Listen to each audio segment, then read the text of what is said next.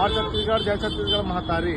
हमन खड़े हन वीआईपी चौक में, देख सकते हो ये जगह मोर छत्तीसगढ़ महतारी के मूर्ति स्थापित रही से।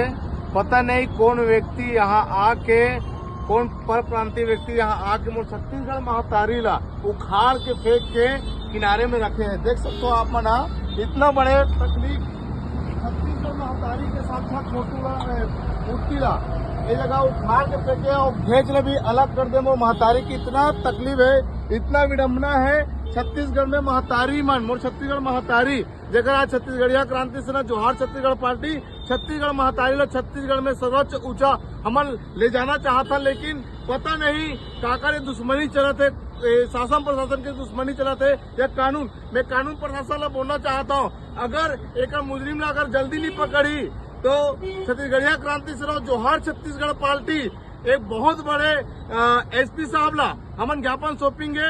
नहीं तो छत्तीसगढ़ महतारी के बेटा बेटी हरण मना और छत्तीसगढ़ महतारी वर हमन लगातार जेल जावत हन।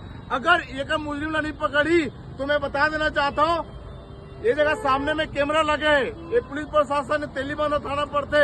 अगर ये टीआई चेक करके तत्काल में इला अंदर नहीं करी तो छत्तीसगढ़िया क्रांति सेना जोहार छत्तीसगढ़ पार्टी एक उग्र आंदोलन करेंगे। जोहार छत्तीसगढ़, जय छत्तीसगढ़ महतारी।